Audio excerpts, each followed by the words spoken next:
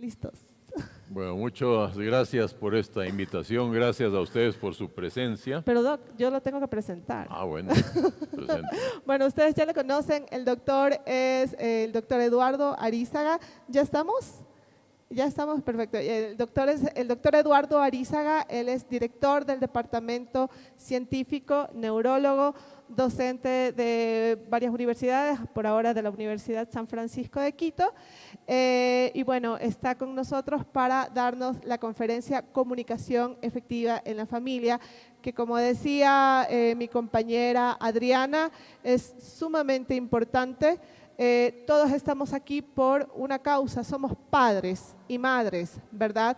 Entonces tenemos estas dudas, tenemos estas inquietudes que sobre todo vienen desde la parte generacional, ¿no? ¿Cómo hacemos de alguna manera para estar en armonía, para escucharnos, para ser escuchados, para no hablarles en chino, ¿no? Entonces, todo esto nos va a aportar el doctor Eduardo, justamente desde su enfoque científico, que es el frente fuerte del doctor, ¿sí? Bueno, muchas gracias de nuevo por esta presentación. Antes de iniciar quería traerles, un saludo muy especial de nuestra gerente, la doctora Marta León, que fue la gran impulsora de la creación de esto del departamento científico que yo estoy a cargo y cultural que está a cargo Glenda. Quería mostrarles algo que considero que es importante que puedan aprovechar. En el YouTube ustedes pueden hacer un clic en Cátedras desde el PU y en ese icono ustedes van a encontrar muchas conferencias que hemos dado y que están subidas en la página o en el YouTube propio, el canal propio de nuestra institución. Van a encontrar temas muy importantes que tienen que ver básicamente con la formación estudiantil, con el manejo de sus hijos. Con esta pequeña introducción pasamos a presentarles este tema que el departamento, el DC, ha considerado muy importante presentarlo ante ustedes.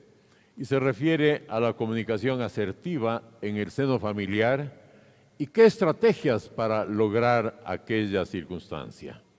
Bueno, ya me presentó Glenda.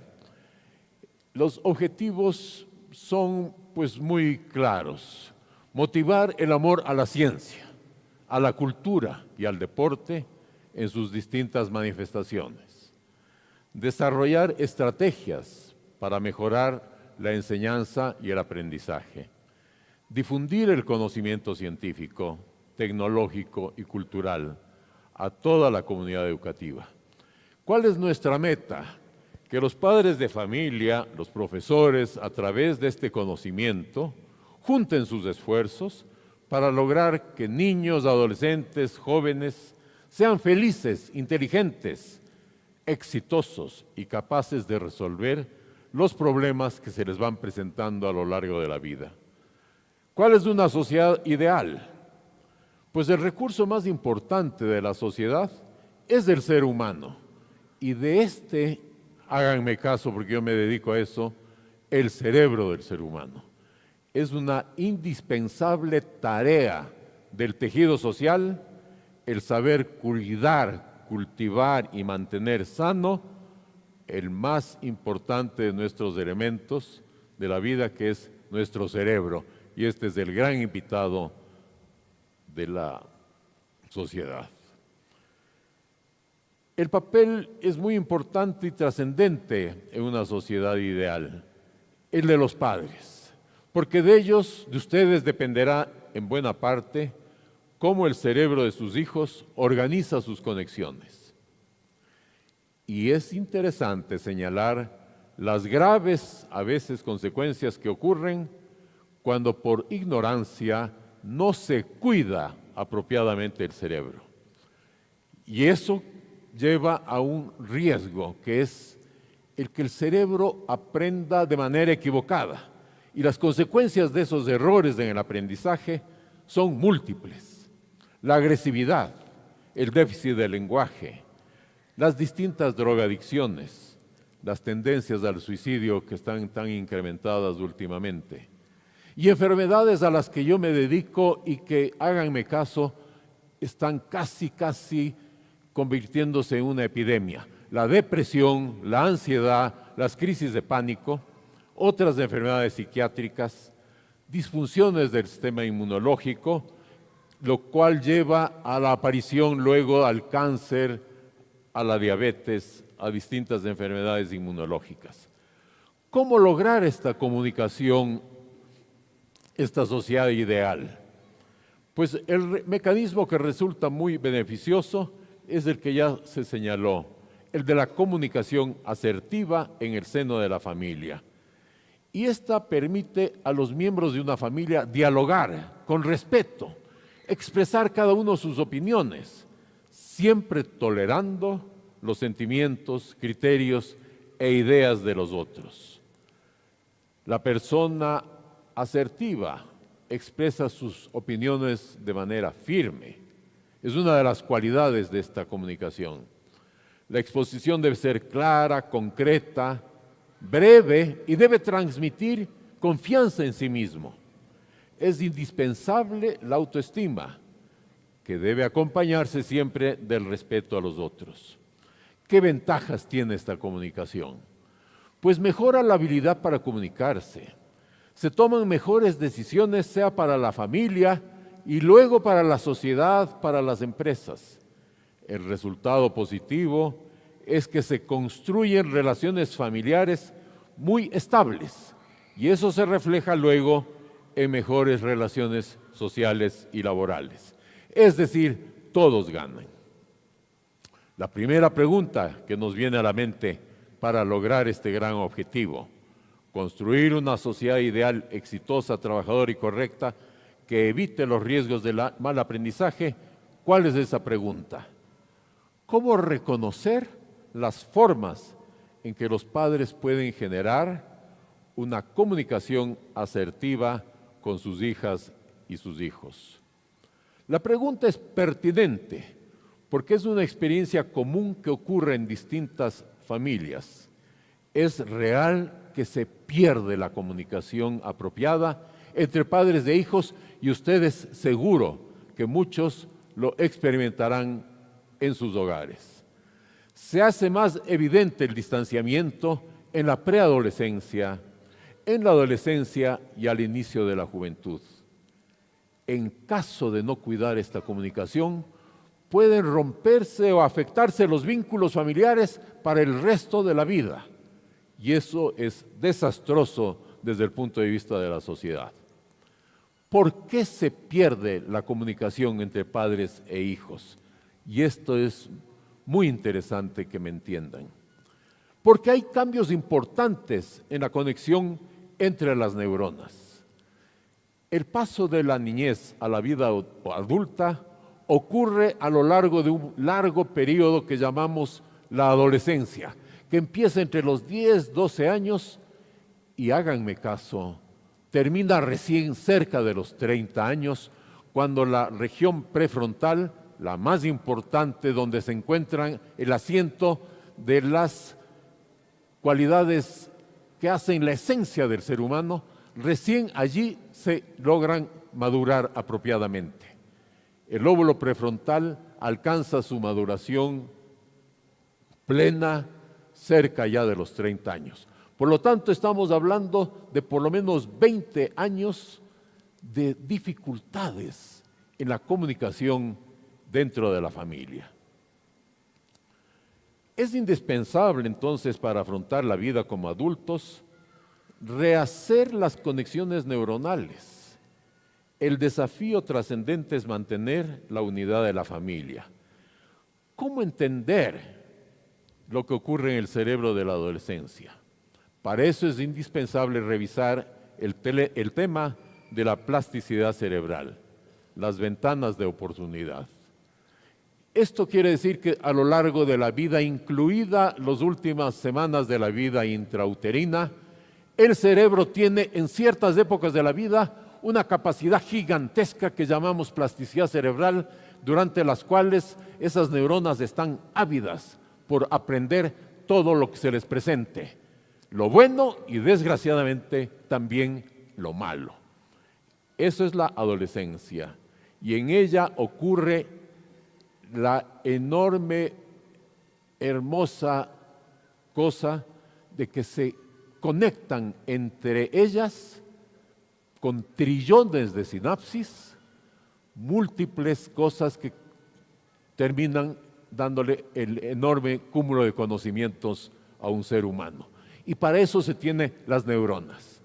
Tenemos 100.000 millones de neuronas listas para comunicarse, cada una con 10.000 neuronas en promedio y a su vez con otras 8.000 cada una de ellas. Es decir, las sinapsis al final son varios trillones. Cada sinapsis es un conocimiento y a eso se dedica el cerebro.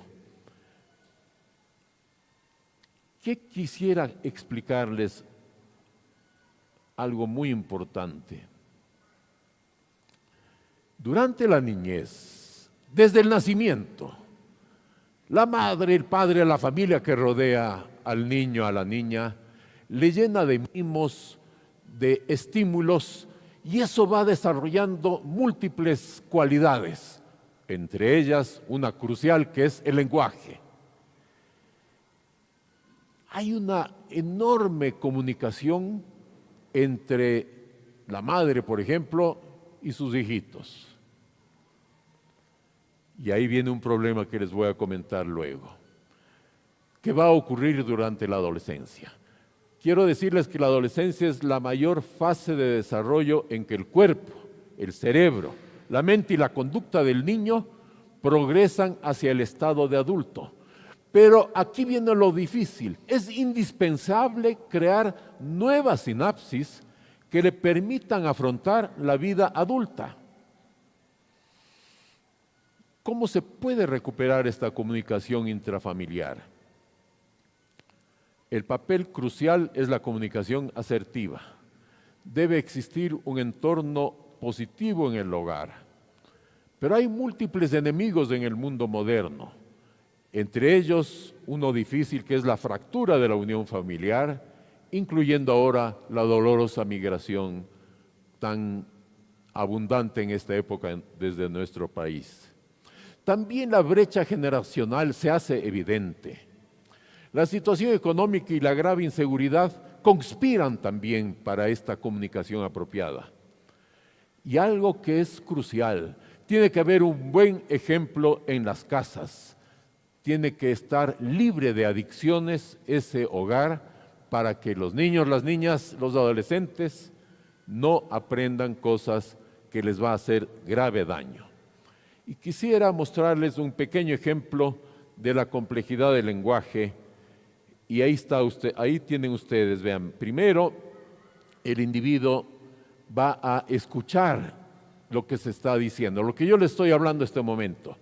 En otra zona se analiza lo que se oye, en otra zona se interpreta aquello que se está escuchando, en otra se va a guardar de manera apropiada lo que debe guardarse, y así poco a poco el lenguaje va armando el cerebro del individuo. Al extremo que el lenguaje, y especialmente la literatura, se convierten en los principales constructores del encéfalo. Y aquí viene otro lío difícil. El papel muy controvertido de los celulares, tablets y computadoras. Se han creado adicciones muy nocivas.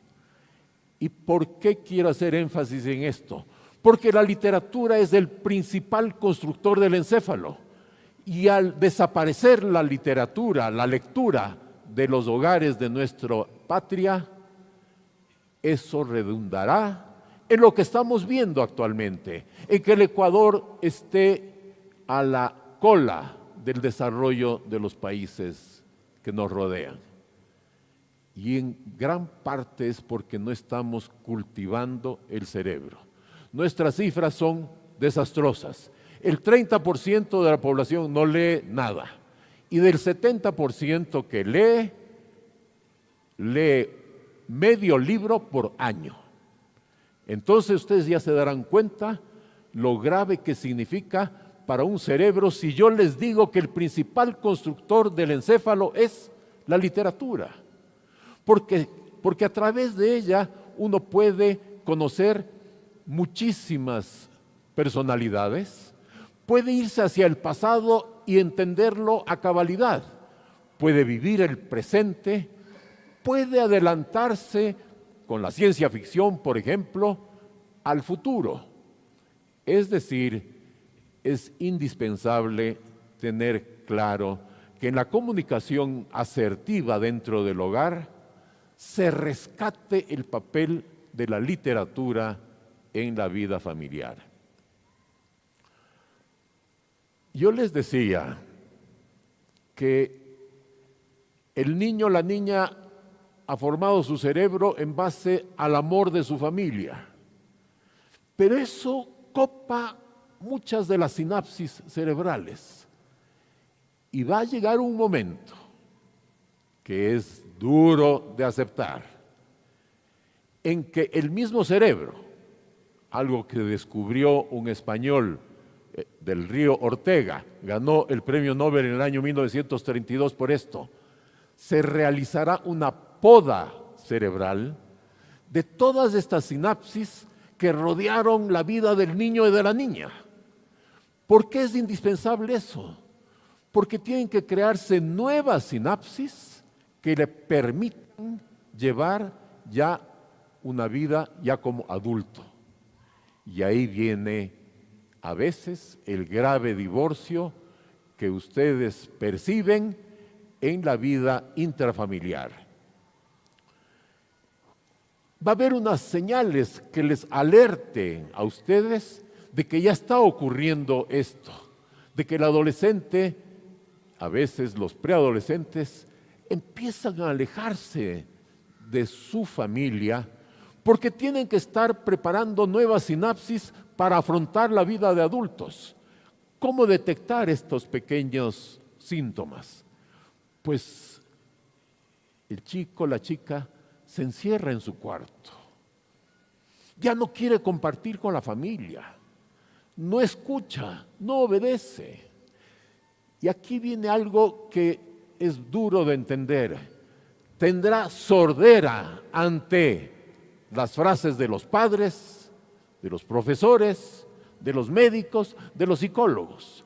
Muchos de ustedes estarán de acuerdo de que ya están experimentando esta situación. ¿A quién oyen ellos?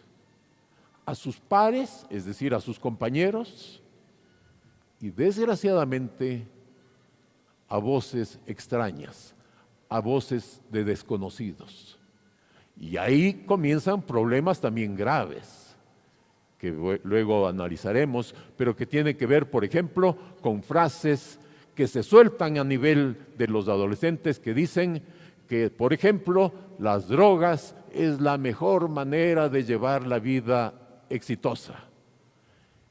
Y un niño que antes oía a sus padres, un adolescente ahora va a oír a voces extrañas. ¿Qué señales hay que estar alertas? Por ejemplo,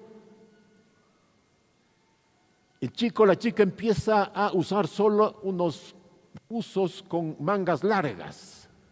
Ya no van a ver ustedes los antebrazos. ¿Por qué? Porque está escondiendo unos cortes que empiezan a hacerse, que se llaman cutting o cortes en la piel, que se lo hacen de manera intencional, no para atentar contra su vida. Son cortes muy ligeritos, muy superficiales. Pero es un grito de auxilio, de ayuda, significa angustia. Y en muchas ocasiones esa angustia es generada por culpa. Y ya les voy a explicar por qué es la culpa. Y es la incapacidad para resistirse a actuar cuando surgen pensamientos agresivos. Fíjense estas cifras. En nuestro medio ya ven que las estadísticas son complicadas. Estas les traje de los Estados Unidos. Se estima que 1 de cada 200 niñas en Estados Unidos entre 13 y 19 años de edad se cortan a sí mismos con regularidad. Algunas personas incluso lo hacen todos los días, mientras que otros lo hacen cuando están dominados, están atrapados por la angustia, por la tensión, por el estrés. Y aquí viene la parte difícil. ¿Por qué tiene culpa? La angustia es generada por la culpa. ¿Y por qué tiene culpa un adolescente, una adolescente? Porque en la niñez fue abusada esa persona y su cerebro trabaja tan equivocadamente que le hace creer al adolescente que ella tuvo la culpa del abuso. Y entonces cuando hay cutting, cuando hay estos cortes, no se olviden, es una advertencia de que hay angustia, que se alivia con el pequeño dolor al ver la sangre, por ejemplo. Entonces, para eso es indispensable mantener la comunicación. ¿Qué otras señales hay que estar pendientes? Los cambios conductuales, la agresividad, la irritabilidad, el estar retraído, el ya no participar como cuando era niño, cuando era niña, que era el rey, la reina de la casa. Ahora se aísla. Estar muy alerta si está invadido por somnolencia, algo está pasando. Cuando su aprovechamiento escolar, que había sido exitoso en la niñez, empieza a decaer, a ser deficiente. Y entonces hay que sospechar algunas cosas, por ejemplo, las adicciones. Hay que sospechar a través de la tricotilomanía, que es arrancarse los cabellos, las pestañas, las uñas, que es un comportamiento que advierte que hay conducta obsesiva. Y la obsesión, si no se trata, si no se la comprende, si no se dialoga en el seno de la familia, avanza y avanza, y háganme caso, tenemos múltiples ejemplos de adolescentes, de jóvenes que están obsesionados. Y una de las puertas para caer en las obsesiones son las adicciones que vamos a ver luego. Hay múltiples formas de adicción. Todas generan sensaciones placenteras porque el mecanismo es siempre el mismo. Ante distintos estímulos, una región del cerebro se explota de dopamina y la dopamina es el neurotransmisor que genera el placer. Entonces las personas buscan el placer, lo cual es absolutamente justificado desde luego.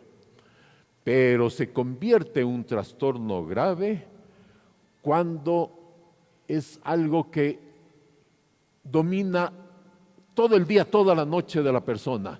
Quiere decir que ha caído en una adicción. ¿Y cómo definimos las adicciones? Es una condición en la que el individuo busca más de la sustancia a pesar de que está consciente de las consecuencias negativas que ésta podría tener. Es un estado obsesivo en que el cuerpo depende de una sustancia para su normal funcionamiento. Se caracteriza porque ya no puede controlar el consumo de tal o cual sustancia o otras cosas que ya les voy a contar. El término de adicciones se ha utilizado pues habitualmente para el severo uso de las drogas, pero también ahora hay otras formas de adicciones que quisiéramos contarles. Entre las adicciones a las drogas hay una que desgraciadamente es parte de la vida diaria de los individuos. Desde el nacimiento hasta la muerte siempre hay alcohol de por medio. Es triste que les cuente, pero tenemos pacientes que han arruinado su vida por el alcohol. Entonces, hay que tomarle en serio al alcohol, tomarle en serio al tabaco. El tabaco, les voy a mostrar luego, es la máxima droga adictiva. Si es que la adicción empieza en la preadolescencia o en la adolescencia, ha de ser bastante difícil que logre abandonarla en la vida adulta. Es la más difícil de las adicciones. ¿Y por qué no nos gusta?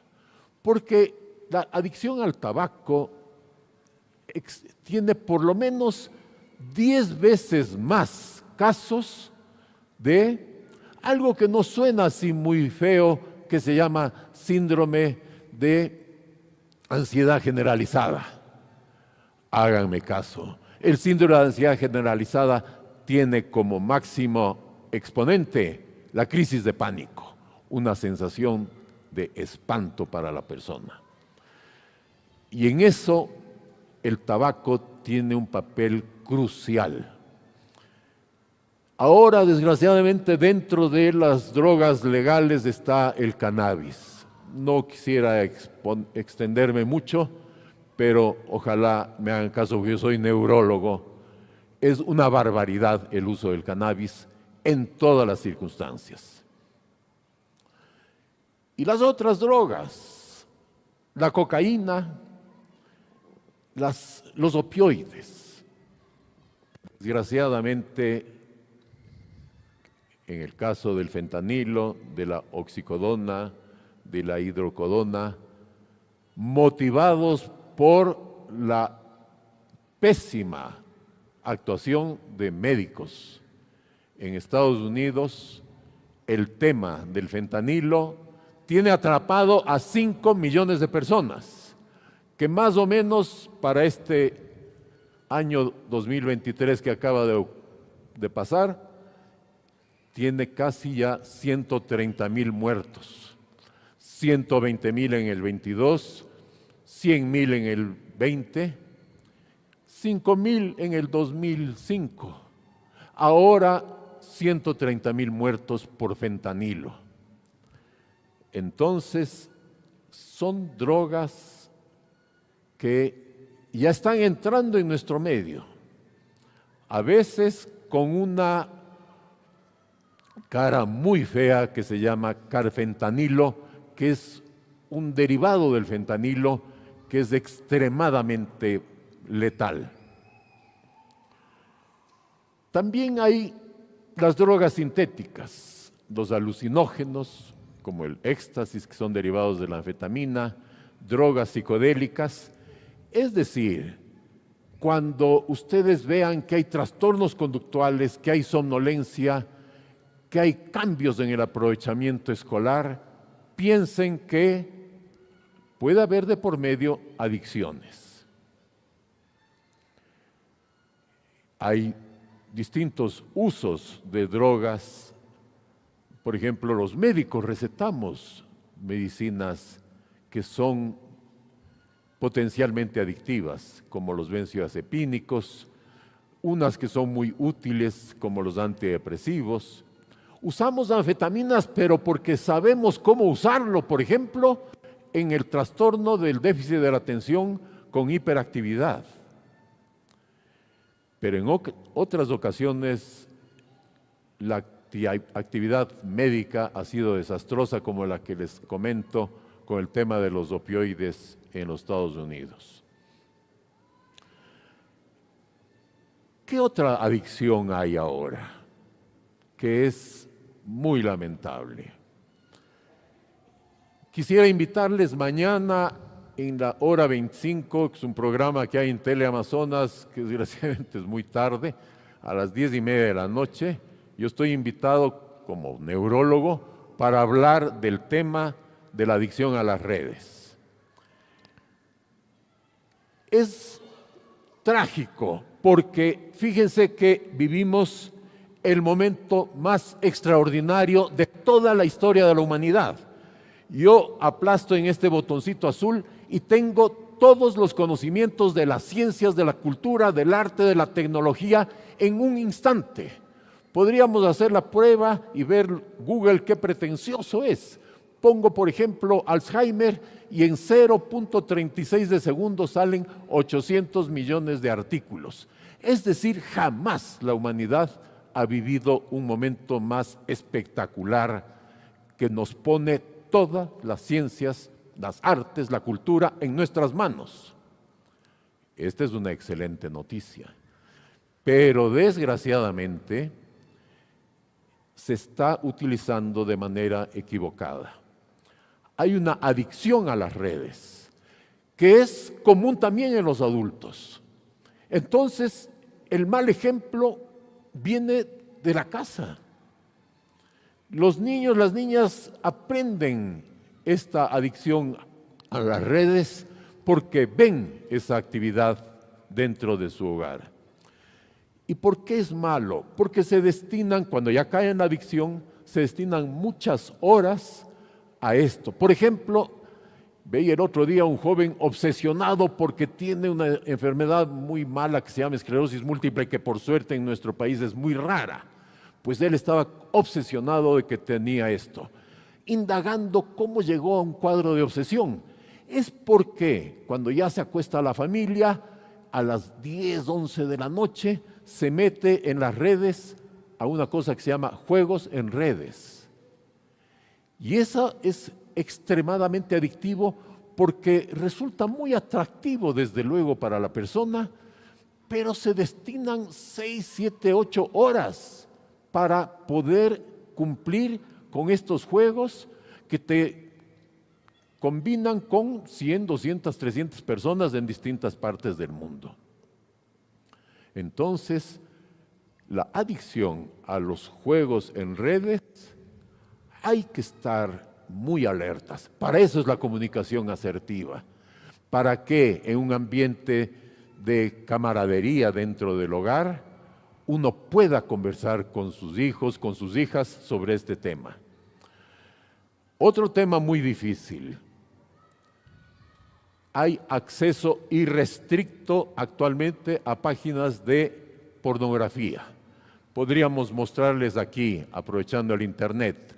Yo solamente hago un clic aquí y otro acá, y en pocos segundos tengo acceso a una página espantosa de pornografía. Y el promedio de ingreso, en nuestro medio no sabemos mucho de estadísticas, pero por lo menos en España, el promedio de ingreso a la pornografía está entre los 8 y 10 años de edad. ¿Y por qué es malo esto? Porque se aprende sobre la sexualidad, que es una de las expresiones más maravillosas de los humanos. Se aprende de educación sexual, les he puesto entre comillas, a través de una pésima enseñanza que es la pornografía, en la que el peor papel lo llevan las mujeres. Por ejemplo, en España, donde hay cifras, el acceso a la pornografía ha hecho que se disparen las violaciones a las chicas, incluso las violaciones múltiples a una chica indefensa que además está atrapada por las drogas o por el alcohol. Entonces, hay que estar pendientes. El acceso a la pornografía irrestricto desde temprana edad hace que se aprenda sexualidad de la manera más perniciosa posible. ¿Y por qué tenemos que hacer tanto énfasis? Porque les comentaba de las ventanas de oportunidad, que son momentos de la vida de la persona en que las neuronas están ávidas por aprender de todo. Y si es que los elementos que se le da al individuo son positivos, ese cerebro se dispara hacia la maravilla. Y algunos de ustedes que ya han visto pasar a sus niños y luego a adolescentes y algunos ya a jóvenes o adultos, como he visto yo pasar en mi caso, porque ya soy viejo, es increíble ver cómo en la adolescencia La persona cambia maravillosamente si es que los estímulos han sido apropiados. Y esto ocurre básicamente entre los 12 y 20 años de edad, aunque ya saben que la maduración total va a tardar más tiempo. Y aquí viene la desgracia, que esta plasticidad maravillosa se puede convertir en enemiga, porque si se expone a distintos estímulos negativos, las neuronas también están ávidas por aprender. Y entonces aquello que se capta durante la adolescencia, que sea negativo, quedará grabado de manera permanente en ese cerebro. Eso es lo que hay que cuidar muchísimo. Por eso les decía que la plasticidad desgraciadamente se convierte en nuestra enemiga. En la comunicación asertiva dentro del hogar hay que hablar del alcohol, que es un riesgo permanente en que se puede dañar el cerebro de sus hijos. La heroína, la cocaína, etcétera. El núcleo familiar es lo que da la seguridad a los niños y a los adolescentes. Su casa es su refugio, de modo que la desintegración familiar afecta muchísimo a los hijos y ellos buscan refugio en las drogas. Buscan refugio en otras personas ajenas a la familia. ¿Y cuál es la parte más dramática de este tema? De la falta de comunicación. Esto que les estoy presentando este rato, que es un drama que ya está invadiendo nuestro medio, es el suicidio. Es una tragedia que cuando nos ha tocado ver de cerca, es seguramente de las circunstancias más dolorosas por las que puede atravesar una familia y que ahora ha aumentado en niños, en niñas, adolescentes y jóvenes. Y hay que estar pendiente de un peligro que hay, que es el bullying, que ahora se ha agigantado porque el uso de las redes distorsiona la mente de los adolescentes. Y entonces se hace una imagen, por ejemplo, de la belleza que es absolutamente equivocada. Y si tal persona no tiene esas cualidades, será objeto de bullying. Y ese tema es uno de los que con más dolor lleva a lo que llamamos suicidio. Es en la casa en donde debe detectarse estas cosas. Yo les he puesto unas conclusiones ya para terminar, que es indispensable la comunicación intrafamiliar. Establecer con claridad que la educación en valores, en hábitos, en conductas, son responsabilidades de las familias. Hace poco, el último semestre de mi vida universitaria, me chocó ver el cambio generacional. Era un comportamiento totalmente desagradable. Y yo les dije ahí a chicos ya grandes que son universitarios, les dije, la educación tienen ustedes que buscarla en su casa. Ni el colegio, peor la universidad, puede hacerse cargo de educarles.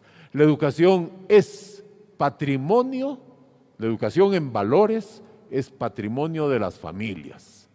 Y eso hay que tener bien claro. El colegio, las instituciones educativas hacen lo suyo, pero es crucial entender que la parte principal proviene de la familia.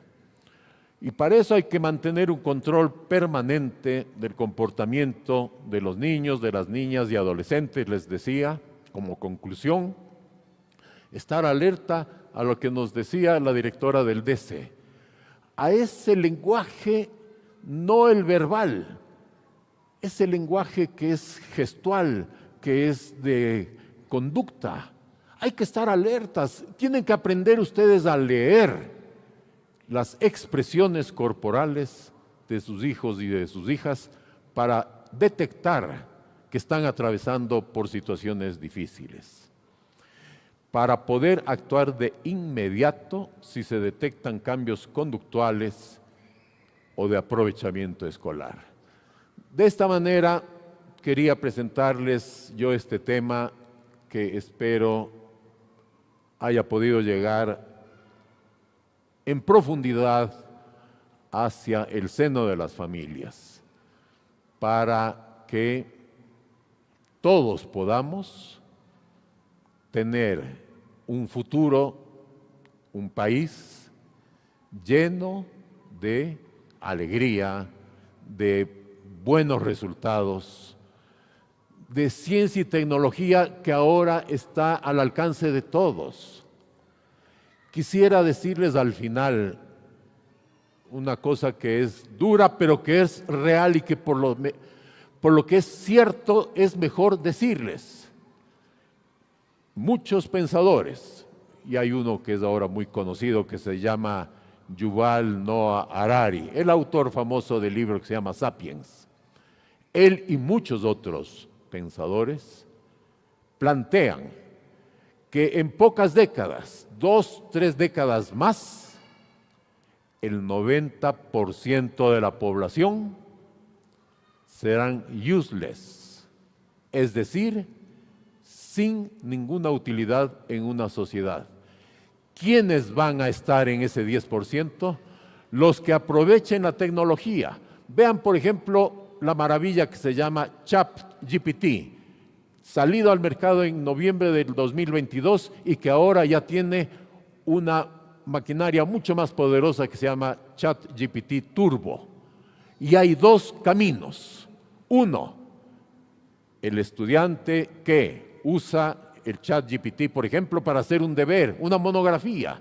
Le pide uno, hazme una monografía sobre Cervantes y la influencia que ha tenido en la literatura mundial. Y el ChatGPT les hace una monografía extraordinaria. Y eso le presenta a su profesor. Esa persona no aprovechó de manera apropiada la tecnología. Y acá está el otro camino. Se aprovecha uno de esta maravilla de la tecnología, pero para agigantar sus conocimientos.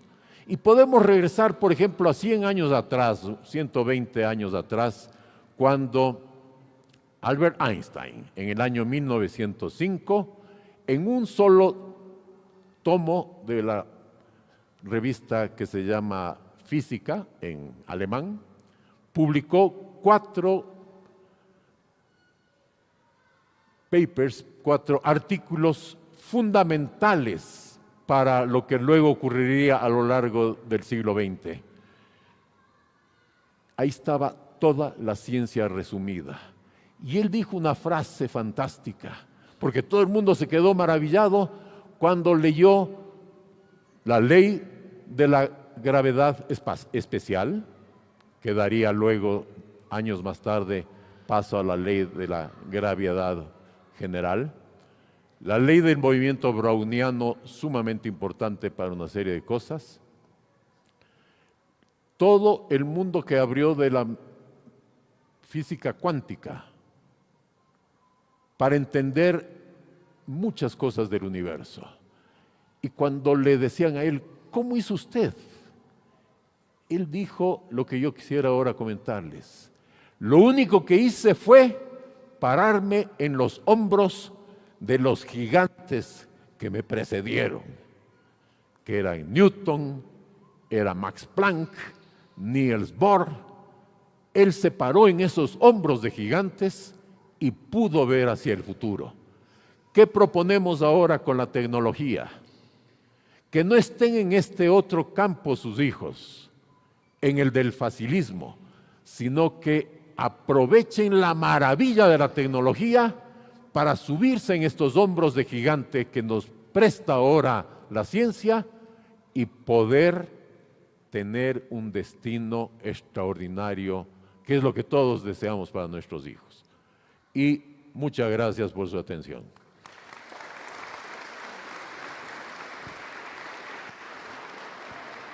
Muchísimas gracias. Antes de pasar a las preguntas, si es que ustedes tienen alguna pregunta, alguna inquietud, también quería decir que como estamos transmitiendo a través de nuestras redes sociales, si hay alguien ahí viéndonos, puede por favor colocar la pregunta en el cajón de inquietudes y nos van a ayudar, nos van a pasar esa preguntita para poder contestarla, pero también antes yo tengo una pregunta. Entiendo estas dificultades que usted ha expuesto para la comunicación, dificultades que vienen desde este enfoque científico, ¿no? Pero ya como padres, la pregunta va hacia, bueno, yo entiendo el contexto, sé qué es lo que está pasando, pero yo necesito comunicarme con una persona que no me está escuchando y necesito dirigir a una persona que no me está escuchando. ¿Qué hago? ¿Lo obligo o lo persuado o qué hago? ¿Qué se hace en ese momento? ¿Qué es mejor? Sí, eso es fundamental, esa pregunta. Pienso que el único remedio es el amor. El rodearle de amor a sus hijos, que en esos momentos, en la adolescencia, están atravesando por serias dificultades. Abracémosles, comprendámosles, no les critiquemos, como decía nuestra psicóloga al comienzo. Escuchémosles, rodeémosles de amor. Es la fórmula apropiada para lograr romper esto que desgraciadamente ocurre en la adolescencia, que es la separación de los hijos frente a sus padres. Que ya les he explicado por qué ocurre. Es indispensable, porque tiene que su cerebro cambiar casi íntegramente para dejar de ser niños y empezar a ser adultos. Podrían recordar ahí la célebre poesía de Medardo Ángel Silva, nuestro gran poeta, cuando dijo en aniversario esas frases tan hermosas de dejar de ser niño y empezar a ser hombre. Es justamente eso. Él logró darse cuenta de ese paso crucial que hay de la niñez hacia la vida adulta. Amor sería la única respuesta, comprensión. Sí, bueno, no sé si alguien del público tiene alguna inquietud y si me ayudan con los micrófonos, muchísimas gracias.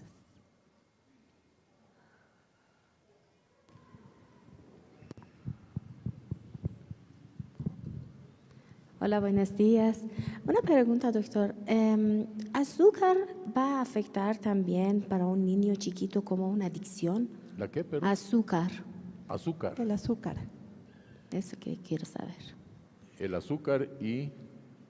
¿Va a afectar a los niños chiquitos también como una adicción? Es decir, los carbohidratos, en donde está incluido el azúcar, son fundamentales para la vida de las personas. No se olviden que nutricionalmente necesitamos carbohidratos, proteínas y grasas. Y en la comida normal vienen todos los minerales y las vitaminas. Hay un tema complicado ahora en relación a lo que usted pregunta, y es que la segunda causa de morbi y mortalidad en el Ecuador y en el mundo es la diabetes. ¿Por qué? Porque ha habido un manejo absolutamente equivocado en el tema del azúcar. Al niño, ¿cómo se le mima? Con dulces, con caramelos, con chupetes. Es decir, desde temprana edad se le está empujando a caer en una adicción que es complicada, que es el tema del azúcar, porque, les repito, es la segunda causa de mortalidad en el Ecuador y en el mundo. Entonces hay que tomar en cuenta eso. No hay que usar el azúcar como un mecanismo de premio o para convencerle a un niño o a una niña para que haga tal o cual cosa, que es lo que ha acostumbrado a hacer la humanidad, pues por lo menos en estos 100 años que uno, bueno, no me ha tocado vivir tanto, pero más o menos yo recuerdo, por ejemplo, vivía en Cuenca con unos tíos ya mayores y en su despensa tenían 7 tipos de dulces. Es decir, es algo que viene desde muy lejano, esta adicción a las cosas dulces. Es importante, desde luego, porque es un carbohidrato, porque ese es el que nos da la energía para la vida diaria. Pero hay que escoger los carbohidratos apropiados y el menos apropiado, obviamente, tiene que ver con el azúcar refinada. Eso sería lo que podría responderle. Gracias. Me parecía que había otra pregunta Sí. también, claro. Doctor, yo tenía una pregunta un poco relacionada a este tema del azúcar. ¿Cómo el azúcar per se tiene afectación, mejor dicho, cómo los edulcorantes tienen la afectación sobre el cerebro en cuanto a la diferencia con el azúcar refinada en este caso? Y la segunda pregunta es, ¿cómo podemos hacer? Porque hace tiempo asistí a una conferencia en la cual nos mencionaba sobre el tema del peso en relación a los hábitos alimenticios para satisfacer justamente este como apego que tenemos como humanos. ¿Cómo podríamos hacer un pequeño cambio en este tema para que no sea la comida lo que nos dé o tenga esta relación de apego? Sí, bueno, sobre los edulcorantes se ha dicho un montón de cosas en estas últimas décadas y a la larga no sabemos cuál es la mejor respuesta. Parecería que lo más razonable es no tener que usarlos y eso implica que no ha caído la persona en la necesidad de usar azúcar. Por ejemplo, los jugos no necesitan azúcar, los tomadores de café no le ponen azúcar. Entonces, los edulcorantes se ha tratado de involucrarles en muchas cosas. No creo que se ha logrado establecer con claridad si es que, por ejemplo, como se decía, es uno que nos adelanta la presencia de Alzheimer o que tenga que ver relación con algún tipo de cáncer. No hay forma clara todavía de saber. Hay varios tipos de edulcorantes, además, entonces, por lo pronto creo que científicamente está difícil saber cuál mismo es el rol del edulcorante en un posible escenario patológico. Ahora, lo otro que preguntaba, es cierto que una de las formas que tiene la humanidad, las familias, para acercarse entre sí, es a través de la comida, y eso es una maravilla. La cultura gastronómica es extraordinario método para unir a las familias. Es el mejor momento para esto que llamamos comunicación efectiva, comunicación asertiva. Es una forma apropiada de atraer, por ejemplo, a los adolescentes, pero hay que saber escoger bien qué es lo que se come y qué es lo que se toma. En una comida con adolescentes no puede haber alcohol, y desgraciadamente sí hay.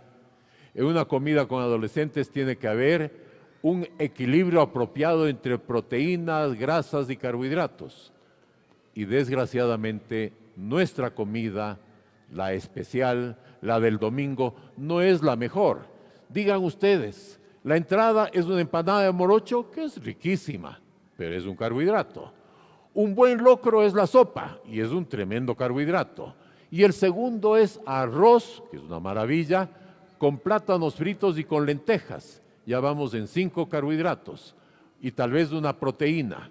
Y como una comida especial de domingo sin postre, 6 carbohidratos. Y eso con jugo, que es un montón de carbohidratos, o con Coca-Cola o con cerveza. Una comida especial que se hace para unir a la familia, termina con 8 carbohidratos y culmina con una sociedad atrapada en la diabetes. Entonces, tenemos que idear fórmulas para que el mejor momento de la comunión familiar, que es el momento del compartir la comida, no sea a su vez la puerta para abrir caminos que sean perjudiciales, sino todo lo contrario. Eso podría decirle. Antes de pasar a alguna otra pregunta, me permiten. Tengo un comentario de Romy Terán, dice, excelente charla, muchísimas gracias, doctor. Y tengo dos preguntitas ahorita.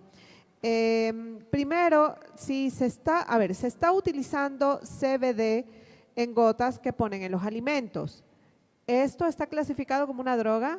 ¿Esto es una droga? Tengo una especial predisposición negativa al tema por lo siguiente. Hubo una época reciente en que se propuso que el cannabidiol era bueno para todo, entre otras cosas para las enfermedades neurológicas que uno atiende, entre ellas, por ejemplo, la epilepsia. ¿Y qué es lo que se hizo? Se investigó, como debe hacerse una investigación científica multicéntrica, es decir, en muchos hospitales del mundo, en doble ciego, para tratar de establecer si el cannabidiol realmente tenía alguna utilidad, por ejemplo, en la epilepsia. Se logró establecer que no tenía ninguna utilidad como antiepiléptico, excepto, y ahí viene lo interesante, en una forma de epilepsia muy rara, muy mala, que se llama síndrome de Dravet, que hay unos 400 casos en el mundo, y en esa forma de epilepsia, si es que a 2 o 3 antiepilépticos, porque es una epilepsia de difícil control, si a esa 2 o 3 antiepilépticos se le añadía cannabidiol, se mejoraba de alguna manera el control de la epilepsia. Y aquí viene lo importantísimo. ¿Qué se pudo establecer? Que para extraer cannabidiol puro del cannabis, el cannabis es el conglomerado de más de 90 sustancias distintas, entre ellas hemos identificado el tetrahidrocannabinol, que es el causante de las alucinaciones, de la posibilidad de disparar un cuadro de psicosis, y el cannabidiol, son los dos conocidos. ¿Y cuál es la sorpresa que quisiera comentarles con ustedes? Para extraer cannabidiol puro para esos pacientes se necesita un medicamento que cuesta $60,000 por año. Entonces, ¿cuál es mi esperanza? Que el CBD que están vendiendo en todas partes ahora sea agua o aceite con alguna otra disparate y que les estafen, ojalá. Porque la otra posibilidad es que sea un cannabidiol totalmente impuro mezclado con tetrahidrocannabinol, y el tetrahidrocannabinol, el THC, la marihuana, es un tiro al azar. Me dirán muchas personas que el fulano, el sutano, el mengano usa marihuana y no le pasa nada. Es cierto, pero dependerá de cómo está estructurado genéticamente ese cerebro. Si el cerebro de esa persona tiene una afinidad especial negativa para que frente al estímulo del tetrahidrocannabinol desarrollar un cuadro psicótico, eso va a ocurrir. Tenemos pacientes, y créanme porque yo me dedico a eso ya desde hace 50 años, con una dosis de marihuana, los famosos, un disparate que hace la gente que se llama brownies con marihuana, que es una idiotez, el uso de otra práctica que quisiera que me crean que no es razonable, que se llama ayahuasca, y otras más, cualquiera de ellas. Es cierto que al fulano no le hizo nada, pero a los otros sí. Todo va a depender cómo está armado genéticamente su cerebro. Y entonces, por una dosis de marihuana que venía en un brownie, o una dosis de marihuana que venía en uno que a una chica le dieron un bombón galáctico y ella feliz comió pensando que era algún chocolate especial, tenía marihuana, El uno se le declaró un cuadro de esquizofrenia que le arruinó la vida porque de eso no se cura uno. Se mejora ahora bastante con las drogas, pero no hay curación. Y la otra chica desarrolló crisis de pánico y yo la acabo de ver ahora, le veo desde hace 10 años, por una dosis de exposición a marihuana. Entonces, el CBD es un riesgo absurdo de correrse. Muchos pacientes me piden para Alzheimer, para mareo, para epilepsia, para dolor de cabeza, para dormir, porque están angustiados, porque están deprimidos. Es una barbaridad. Una barbaridad que además está totalmente amparada por leyes en un montón de países. Uno dirá, bueno, pues están aceptados en tantos países, pero no hay que olvidar que el ser humano, como dirían las antiguas, es mal llevado. En muchas partes se aprobó el uso de marihuana medicinal y recreativa porque por detrás hay un negocio gigantesco. Hace 3 años recuerdo haber visto una cifra, el uso del expendio de marihuana movió $8,000 millones en el mundo. Entonces ya se imaginan cómo hay muchísimas voces autorizadas, entre comillas, para hablar sobre la maravilla de esta sustancia. No es cierto, no se expongan. Eso podría decirles con claridad porque la experiencia que tenemos es esa. Es cierto que no es general, habrá muchas personas que usan marihuana y no les pasa nada, pero otras no. Y entonces, por lo menos si se trata de los hijos de uno, hay que explicarles que no vale la pena arriesgarse, porque nadie sabe cómo está estructurado genéticamente su cerebro, hasta que lo experimente. Tengo un comentario, dice Mabe Escobar, excelente por la charla, doctor Arízaga. Tengo tres preguntitas, las voy a leer toditas, ¿ya? Primero es, muy buen análisis, por favor, ¿el café puede ser consumido por niños? La otra es, ¿cómo proceder si identificamos que los jóvenes puedan sufrir de depresión? Y otra pregunta más es, si es que nos puede recomendar un libro para empezar a relacionarnos con este tema y conocer el funcionamiento del cerebro en los niños de 5 años. ¿Cómo la primera palabra, cómo era? ¿La primera? La primera palabra de la tercera. Si es que nos puede recomendar un libro para relacionarnos con este tema, Ya. sobre todo con el funcionamiento del cerebro de los niños de 5 años. Ya. Bueno, el café, quisiera contarles una experiencia. El síndrome de déficit de atención con hiperactividad en países consumidores de café más o menos ocurre en un 5% de la población. En países que por razones climatológicas no tienen café, en esos países, hace años, porque ahora ya ven que el café, el nuestro, por ejemplo, que es el mejor del planeta, ya se expende en todas partes del mundo. Pero, por ejemplo, en los países nórdicos, hace 30 años, 40 años, cuando yo estudiaba neurología en México, teníamos una cifra bien interesante. El 20% de la población nórdica tenía síndrome de déficit de atención. ¿Qué quiere decir esto? Que el café es un excelente estimulante del sistema nervioso.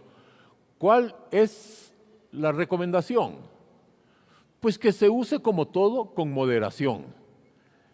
Por ejemplo, en un niño hiperactivo, claro, si yo le receto café, me quedan viendo asustados. No, tiene un efecto paradójico.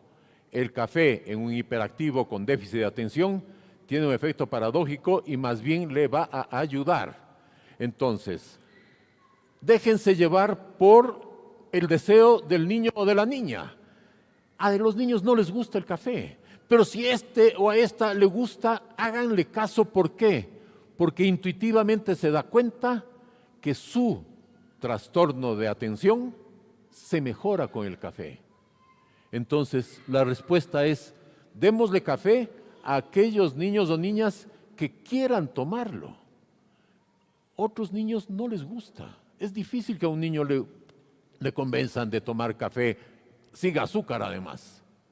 A un hiperactivo con déficit de atención le fascina. Y obviamente la familia dice, no se te ocurra tomar café. Van, si por suerte llegan donde el neurólogo, les va a decir, denle café. Entonces, eso para la primera pregunta, que es sobre el café. La segunda pregunta, ya me olvidé, era Es sobre... cómo proceder si identificamos a jóvenes con Ya. depresión. La depresión es un enemigo. Háganse la idea de una persona metida en un foso, rodeado de unas paredes inaccesibles. Esa es la depresión. La persona está agobiada, está retraída, está irritable cuando le están tratando de interactuar, tiene ideas negativas, le ronda la idea del suicidio, a veces comete ya algún acto que puede ser considerado como autolítico y que erróneamente incluso los médicos consideran, no, es una forma de llamar la atención. No es cierto. Cualquier intento autolítico hay que tomarlo muy en serio como un proceso de la depresión. Entonces, la depresión hace la vida miserable. Si ustedes sienten que sus hijos, sus hijas, se les ve así, como metidos en un abismo, el que no pueden, en un profundo hueco del que no pueden salirse, alértense. Es posible que haya depresión. Y la tercera pregunta si es que pregunta, nos puede recomendar un libro para pues, conocer más del tema. Un libro en concreto no les podría recomendar, pero hoy por hoy hay mucho material gráfico muy apropiado para estimular incluso desde edades más tempranas. Y ahí yo aprovecharía para hacer una crítica apropiada. No es un buen mecanismo, que desgraciadamente lo vemos en un restaurante, está la familia y por ahí hay un niño y el niño está con una tablet. Es una barbaridad. Porque ese es el primer paso para luego caer en la adicción a las redes. Hay libros apropiados para los niños para que les estimule, por ejemplo, el interés por la vida de la naturaleza. Entonces son libros sobre animalitos, sobre flores, sobre cosas hermosas que la naturaleza nos muestra. Libros que a su vez pueden estimular la inteligencia cada vez mejor. No hay un libro concreto, no tengo en mi mente este rato un ejemplo así claro. Pero lo que sí les digo es que hay ahora una buena producción de libros para todas las edades. Y es cuestión de visitar las librerías. Es una invitación para que el Ecuador eleve su nivel de lectura. Pero para que nosotros conozcamos el cerebro de nuestros hijos, nosotros como padres conozcamos el funcionamiento del cerebro de nuestros hijos, quizá nos puede recomendar algún libro. Pues los libros que estimulen el desarrollo cerebral. Cada generación tiene sus libros. Si me preguntaran ahora a mí qué hicieron de mí un lector apasionado hasta ahora que supero los 70 años, pues yo les diría los que para mí fueron una maravilla. Por ejemplo, Julio Verne. Julio Verne nos tuvo, por ejemplo, en un viaje hacia la Luna hace más de 120 años. Nos llevó al centro de la Tierra, viaje al centro de la Tierra. Nos llevó por el fondo submarino a asistir a un entierro en 20.000 leguas de viaje submarino. Nos trajo desde Francia hacia los Andes, cuando los hijos del capitán Grant venían a buscarle a él, que había venido a América en una aventura. Ese es Julio Verne. Ya no es, tal vez, una lectura para los niños de ahora. Hay ahora otras lecturas. Yo no las conozco, no las leo, pero podría yo recomendar, por ejemplo, El Señor de los Anillos o toda la saga de este jovencito mago que ya me olvido el nombre, que es tan Harry famoso. Potter. Harry Potter. Pues hay maravillas. ¿Qué motivó en mí, por ejemplo, el amor incondicional a la historia? Sin olvidar que el que no conoce la historia comete el error de volver a cometer los mismos errores. Para mí la historia me abrió Alejandro Dumas. Yo no les voy a pedir ahora a los niños que lean a Alejandro Dumas, pero él comenzó sus primeras novelas ambientadas en 1530, en la época de Francisco I, el primer rey caballero del Renacimiento francés, y hasta 1830, que fue su última novela recreada en esa época. Son 300 años de la vida de la historia de Francia que yo me conozco de memoria. ¿Por qué? Porque leí a Alejandro Dumas desde niño. Es decir, no hay una receta determinada, porque cada época tiene sus libros. Por eso yo les recomendaba, vayan a una librería y díganme qué libros son los que ahora pueden fomentar el interés de un niño en la ciencia, en el arte, en la tecnología. Hay maravillas que luego se pueden combinar muy juiciosamente con esta otra maravilla. Leer un libro acompañado de la computadora o del celular le abre enseguida una puerta gigantesca, porque si estoy leyendo una novela y me habla de de una ciudad que no la entiendo bien, pues me voy un instante, digo, espera ese libro, meto en la computadora y me hago un viaje por Granada y me voy a conocer el famoso palacio en el que vivió Boabdil, el último rey moro en España. Es decir, la ciencia actual nos permite una aventura ilimitada. No hay una receta, hay miles de fórmulas. Así es, muchísimas gracias.